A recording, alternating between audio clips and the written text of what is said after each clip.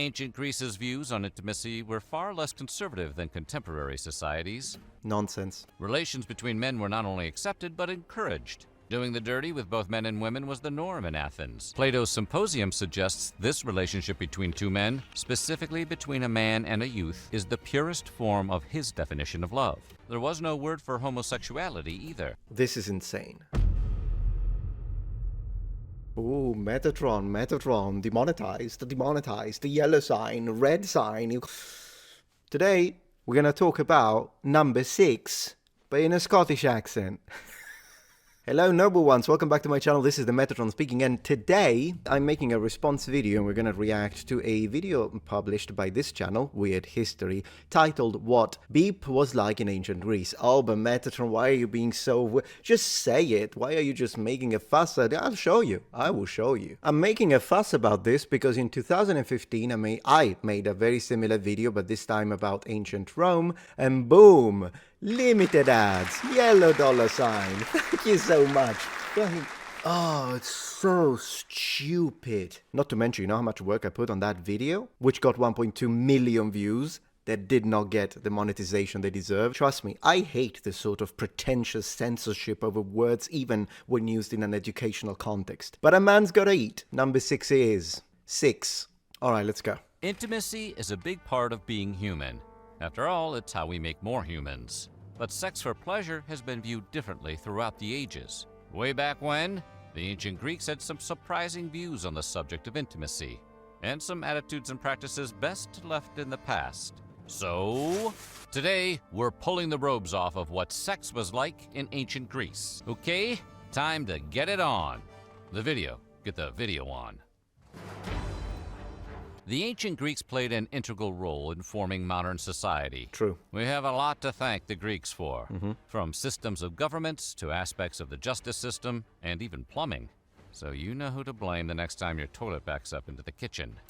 That's a reference to the fact that it was in Crete that the Minoans have introduced the first types of underground clay pipes for sanitation and water supply to cities. And in general, that in ancient Greece, you had all sorts of different types of drainage systems and water infrastructure. Although then again, when it comes to aqueducts, thank the Romans. What have the Romans ever done for us? Not all practices stood the test of time, though, as dating in ancient Greece was a far cry from modern romance. Of course, since it's thousands of years ago. Ancient Greece's views on intimacy were far less conservative than contemporary societies. Nonsense. Doing the dirty with both men and women was the norm in Athens, and men often took on protégés who doubled as passive physical partners. Okay, so already I've got a lot to say here, so this is going to be a long one. So let's begin by discussing these first two statements that I strongly take issue with when it comes to historical coherence and relevance. Statement number 1. Ancient Greece's views on intimacy were far less conservative than contemporary societies. So, were ancient Greek views on intimacy far less conservative than modern society? No. That's insane to say that. I swear these channels is like they're doing it on purpose to misinform, and that's why I'm here.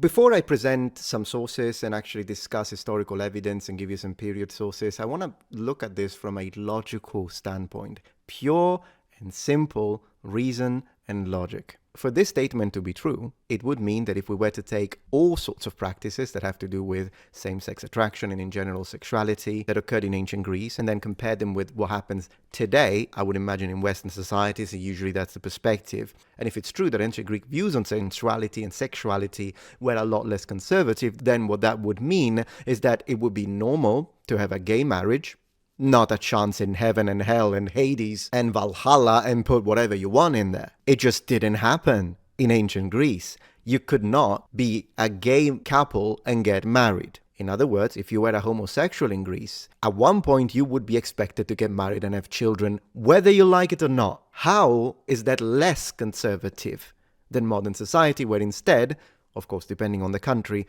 you're free to get married as a gay man? Also, as far as I know, gay pride wasn't a thing. They did not have Pride Month in ancient Greece. This is why this is such a stupid, baseless statement to make.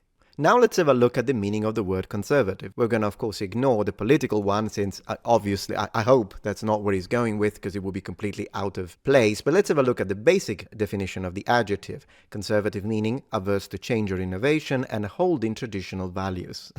Greeks were all about tradition, just like the Romans were. And if anything, if they held a certain view when it comes to sexuality, when it comes to women, I'm going to talk about that in a minute, and when it comes to a certain approach to life, society within their own city-states, and they hold on to those principles, they are by definition conservative. So, from a logical standpoint, the statement makes no sense. From a definitional standpoint, the statement makes no sense. If their concept and conception of sexuality was relatively unchanging for a certain period of time, it would make them by definition traditionalists. Even if I wanted to give him the benefit of the doubt, and I'm going to use the word with a different filter of interpretation and say maybe he means that they are a lot less restrictive than modern Christian conservatism, which would be insane to put into perspective, since they were not Christians, so da. But then again, even on that note, since in this specific case he's talking about sexuality, then it's important to underline that even though, sure, when it comes to homosexuality, when compared to a Christian conservative, they would be more restrictive.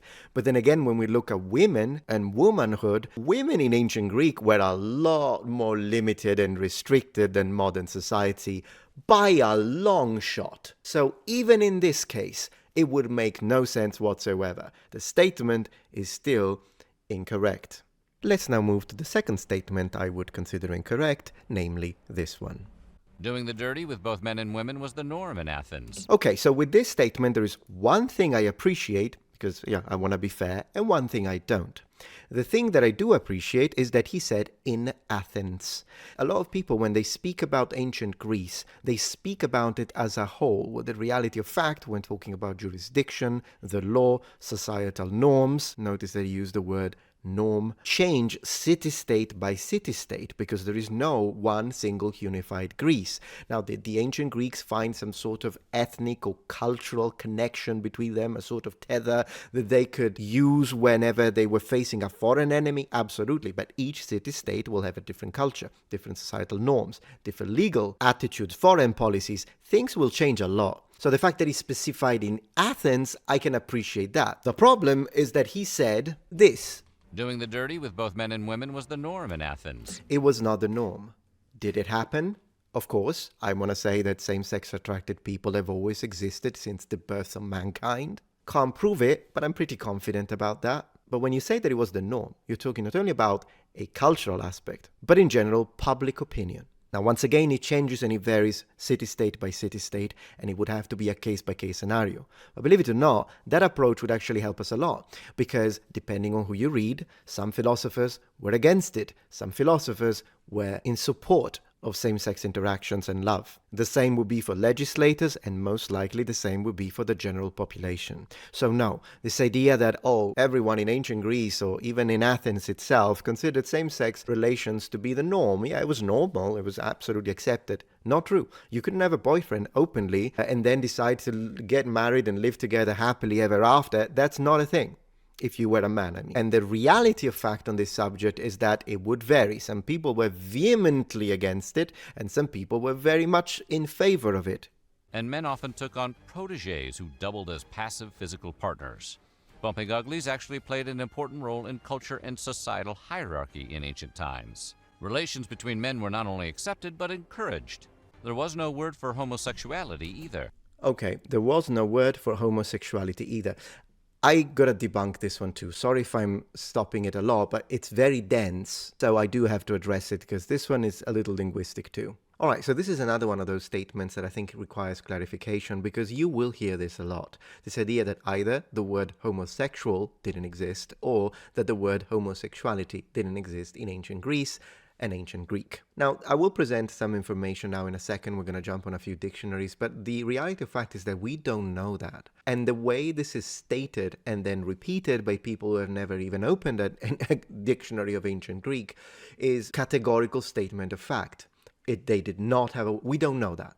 We haven't found a word in the context of ancient Greek literature that could be translated as a gay man, but that doesn't automatically mean that they didn't have one. In fact, if anything, it just means we may have not found it. I mean, think about it. Just because the word homosexual doesn't happen in military treaties, commercial agreements, theater, poetry, it doesn't mean that the word did not exist in common language. And the way I'm going to build this case is because whenever you hear this statement, oh, the word homosexual didn't exist in antiquity, in the classical period, well, it depends on the period, because I can absolutely point you to a word in Greek that is 2,000 years old. 2,000. Not 100 years old. 2,000 in Greek, of course, Koine Greek, so not exactly the same type of Greek that Plato was using, but still 2,000 years old, that absolutely does translate homosexual. And it's the following. Now, this is the word specifically that I'm referring to, and it's arsenokoites. Excuse my Greek pronunciation. This word is 2,000 years old at least, and we find it in both the letters to the Corinthians written by Paul and 1 Timothy. It's not always translated as homosexual, but it should be translated as such, because sometimes you will find it translated as mankind, but in reality, this is what it means. It's a compound word, and it's created by two parts. This is the first, arseno, which basically means male, not even man, just male. And then the second part, the koites part, is the marriage bed. First part, which means to lie, a male that lies in a marriage bed with other males. Doesn't mean that they're getting married, it just means that he sleeps with another male as you would with a woman. So we could say a male bed liar would be a good literal translation for it. But there is no doubt that this is a 2,000 years old word to represent or to mean a homosexual man. No doubt. Now, some people present the possibility that this word was in fact coined or created directly by Paul. The reason why they say this is because it looks like a transliteration from the word that we already have in Leviticus about homosexuality, homosexual man. We don't know, however, if that's the case. So it is either they are correct, we don't know, but either they are correct and Paul indeed create the word using Leviticus as a basis. As we see in the Septuagint, for example, the word is in fact used to translate that. So either he made it, and so the word is at least 2,000 years old, or he simply repurposed an older word. That is absolutely possible. So did this word exist in ancient Greece? Maybe, and Paul just drew it, or maybe it didn't exist and it was created by Paul. Regardless, it is still an ancient word, but we do not know whether the ancient Greeks actually didn't have a word for homosexuality, because already in the very beginning of the early empire, just after the end of the Republic, we already know the word exists. So, could that be a pointer? Maybe. Keep it as maybe. Definitive statements like that, not about something we don't have enough data to postulate a reasonable and coherent hypothesis. Relations between men were not only accepted but encouraged. Practice was part of the broader concept of aphrodisia, uninfluenced by gender. However, this doesn't mean it was a golden age for same-sex relationships. Okay. Historians believe ancient Athenian men regarded dominance in intimate relationships as a status symbol. Okay, that's good. If a man acted as the passive partner, pathikos, he often endured ridicule. The ancient Athenians had a derogatory name for these men. Yep. Kinedi. Man, that word even sounds unfriendly. Conversely, ancient Greece's relaxed view of sex included some practices that are considered reprehensible in modern society. Pederasty, or when a man took on a boy student, usually a teen, as a protege and physical partner, is arguably the most notorious.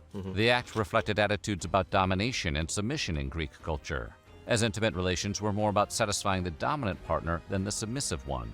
Plato's Symposium suggests this relationship between two men, specifically between a man and a youth, is the purest form of his definition of love. And once again, cherry-picked. Very cherry-picked. Let me demonstrate that. First, I don't think it's coherent and apt to mention Plato's Symposium without mentioning laws. Because if you only mention one, then it is cherry-picked, because then again you will find several statements on laws that completely contradict the statement you just made.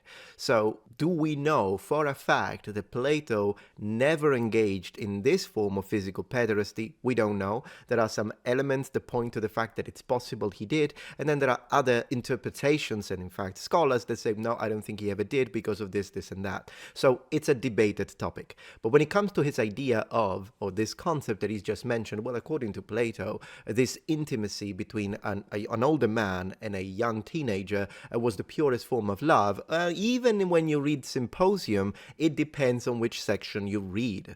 Let me give you an example. First, when we talk about Plato's Symposium, what we are really discussing is the axiological superiority of the beauty of virtue over physical beauty. That's the theme, or at least one of the themes. And one could argue that indeed there is a remarkable difference between Plato's theory of love and the ancient Greek concept of pederasty. As you read the Symposium, which most likely this person, the speaker who made this video, didn't, he's just repeating what someone else is saying, but if you read the Symposium, you will run into this specific story, a story that we are told between Socrates and his eromenos, so the sort of a young teenage boy by the name of Alcibiades. And Plato writes the story in a way that Socrates is literally told to refuse the sexual advances of Alcibiades in order for him to turn the boy into a better person. Now, I'm going to read it in order to provide context, but I do want you to keep in mind that there is also a sort of mask of irony in the way this is written, so the message is slightly hidden. But here it is. This is Socrates speaking. My dear Alcibiades, it looks as though you're really no fool. If what you say about me is true and I somehow do have the capacity to make you a better person, you must be seeing in me a beauty beyond comparison and one that's far superior to your own good looks.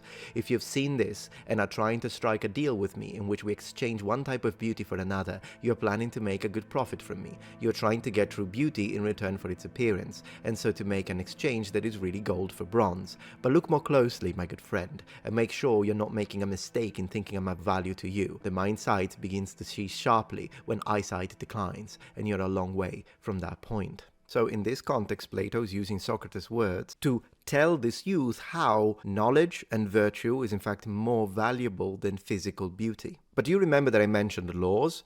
I think in laws is where we really see Plato's actual attitude towards what the purest form of love is. One of the main themes here is the idea of self-control, specifically in the context of desire, sexual desire. And we read, open quotes, live a life of happiness and harmony here on earth, self-controlled and orderly, holding in subjection that which causes evil in the soul, and giving freedom to that which makes for virtue. And when this life is ended, they are light and winged, for they have conquered in one of the truly Olympic contexts. Close quotes. So this is the highest form of love. What happens if lovers don't follow this? We read, open quotes, live a life less noble and without philosophy, but yet ruled by the love of honor. It may happen that in some moment of carelessness they lose their self-restraint, and they accomplish that which is by many accounted blissful. There is another passage that is famous when it comes to this, but it will sound very harsh unless I put it into period context. So I'm gonna read it now, open the quotes, but then as I finish reading, I will give you the context of a couple of words that may seem insulting. In other words, the word beast and the word nature. So allow me to explain these, but I'll read. Open quotes.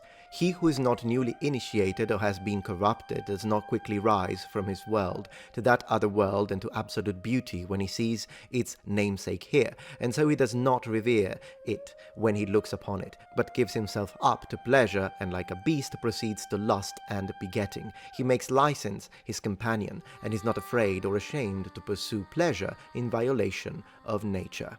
Close quotes. Now, to give some context to this should not be, because it has been used this way and it's incorrect. This does not mean that from the perspective of Plato and sexual intercourse between males would have been against human nature. The way it should be interpreted, it means that it would be against the rules of nature in the world. So not talking about human nature, but talking about natural world, in the sense that there is an order in the natural world. But regardless of his positions, it is quite clear when we read laws that even if at any point Plato did have an idea or a consent, if you wish, towards the concept of sexual intimacy within pederasty, as it is possibly suggested by Diogenes Laertius. I'll give you a reference here if you want to double check it. On the other hand, even if he did at one point, it is clear that by the time he writes the laws, he would have changed his mind, because now when we talk about the actual concept of the theory of love of Plato, it's not a matter of sexuality, but it's a matter of, in fact, refraining from earthly desires in order to achieve a higher dimension of love. A type of love that, if you think about it, is what we could define Platonic. Plato's Symposium suggests this relationship between two men, specifically between a man and a youth, is the purest form of his definition of love, as it has roots in the desire to share knowledge and worldviews. Physical intimacy was merely a bonus, sort of like the ancient world's version of friends with benefits. Greece did not always welcome these attitudes. Okay. By around 450 BCE, there were laws against sexual profligacy. Though the Correct. laws mostly applied to men, they affected a person's ability to run for office, which was not possible for women. Still, it is believed that there was a large discrepancy between official laws and actual custom, sort of like how some people treat stop signs more like a suggestion than a rule. Yeah, but still, this is a good point, so you don't need to try and remove it in order to defend your previous statements. You made a good point here. Leave it as for what it is. They had laws against it. No shame here. Some religions paint sex as a sinful act unless performed by a husband and wife. But the ancient Greeks attached little to no religious significance to sex whatsoever, leading to their accepting attitudes of different interests. I want to kind of expand on this. I might be a little pedantic on this one, but just to make sure that everything is clear. The fact that he's saying that there is no shame, it depends on the context, once again, but in general, yeah, it's a different type of shame that you would have within the pious approach to sex of, say, Christianity. With that being said, the connection between sexuality and religion is massive in ancient Greece. Just look at the myths. So, just to point that out. Nudity wasn't shameful, hence all the naked people in ancient Greek art. Public plays and artwork could also depict eyebrow-raising acts worthy of a giant adults-only sign. For the ancient Greeks, sex was also pivotal in their humor. Aristophanes, one of Greece's great comic writers, wrote particularly raunchy plays. The Athenian women in Lysistrati, for instance, embarked on a sex strike in an attempt to end the Peloponnesian War. I'm sure they've worked. Important to underline once again, when he says that, not trying to build a straw man, but when he says in ancient Greece, they made a lot of jokes and there was the humor in the storytelling about sex. And so he uses that as a sort of a demonstration, a proof that they were more open. Dare I say liberal? I mean, he used conservative, might as well use the word liberal in this case, since I think, yeah, he's going to use it. He's going to use it 100%. Not that there's anything wrong with using these words, but I'm like, you just be careful because let's not make this political is all I'm saying, modernly. Anyways, what I wanted to say is that the fact that they had jokes in plays and theater and storytelling about sex, it means nothing. It tells us nothing when it comes to how open or closed a society and their religion are towards sexuality. Why do I say that? Because you know what other period in European history has a lot of tales, stories and jokes about sex? The Middle Ages. Yeah, I know that this could blow your mind. The Middle Ages. I can find, and they exist, a lot of stories that are all about dirty jokes, sexual humor, everywhere in the medieval period, all over the place, regardless of the church's attitude towards chastity and whatnot. It's not a prerogative of ancient Greece, and it's definitely not an indicator as to how sex was considered from religious authorities. The play brims with jokes about promiscuity, double entendres, and bawdy humor. Allegedly, Aristophanes had 106 ways to describe the phallus, and some 91 words for female genitalia. There was also raunchy graffiti scrawled throughout Greece, which was more or less exactly like the kind you see in bathroom stalls. No, seriously, it's so obscene we can't mention it here, so go look it up.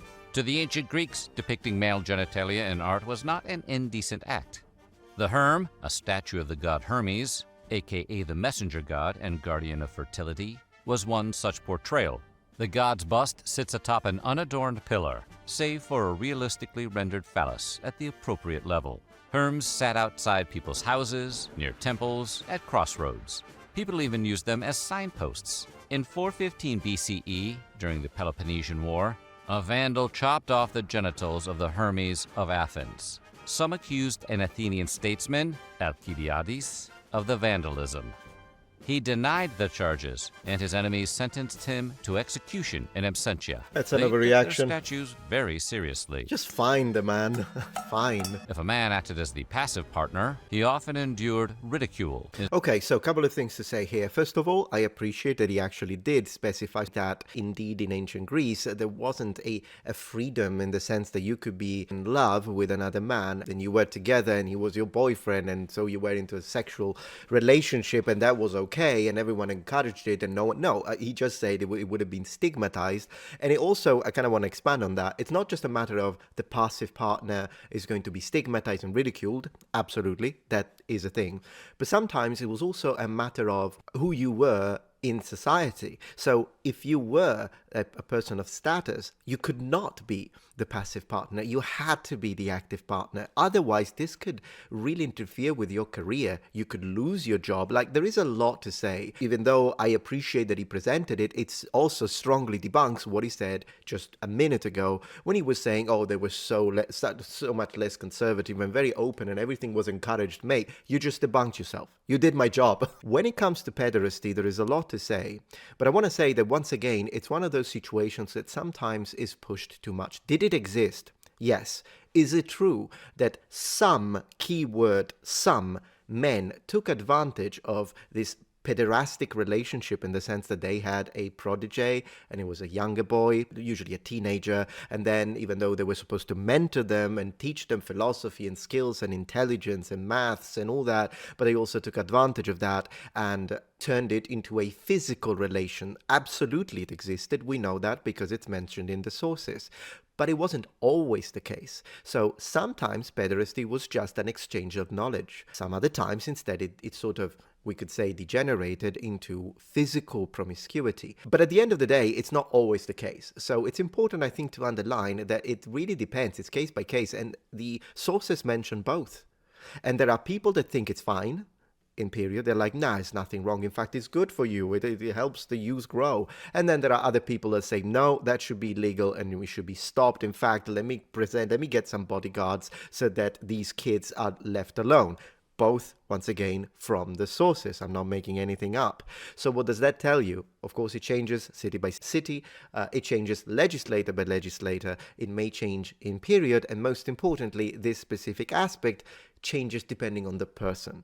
People with power will still be able to do whatever they want, but people with less power or people that maybe lost some of their power or started to get powerful enemy, this could be used against them. So very, very case by case. Relations between men were not only accepted, but encouraged.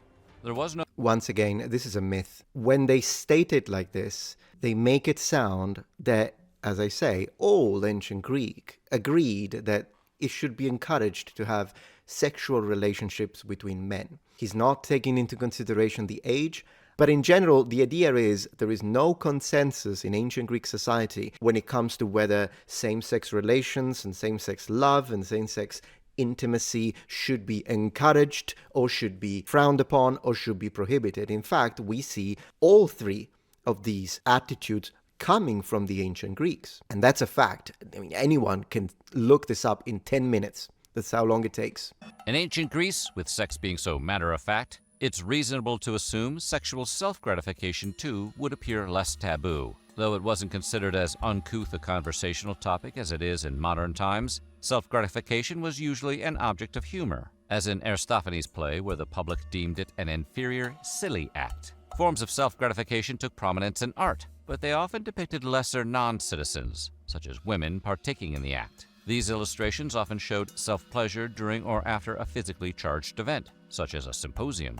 Frequently, it was the female workers pleasuring themselves, not the men. Self-pleasure was also associated with slaves as a symbol of their lowly status. Coitus had widespread acceptance in Greek society, but to pleasure oneself without another person involved was embarrassing by Greek standards. Despite their comparatively liberal views on sex, I knew it. romantic kissing was considered taboo. Kissing was Man, there is nothing liberal about their views on sex after you've just described all of the different stigma and problems and lose your career and you can't do it in here and people want the laws against it, but other people are okay with it. There is no... Oh my gosh. By the way, there is a word that the word for kissing derives from the word eros. Just to give a little, it exists. more the domain of greetings. Later, the Romans, who adapted much from Greek cultures, greeted one another with a kiss on the lips. In ancient Greece, kisses between families and pacts between men were more socially acceptable than kisses between men and women in public, regardless of their relationship. The public viewed women who passionately kissed others disreputable and domineering, an undesirable trait, as women were expected to play a passive role. If a man did opt to kiss his wife, it was likely to check if she was drinking when he was away. Not aware of this statement, so I don't know what he's The talking about. patriarchal norms of ancient Greece, combined with mythology filled with gods snatching up human women, implied that assault was not a heinous offense. This is insane. This statement is nonsense 100%.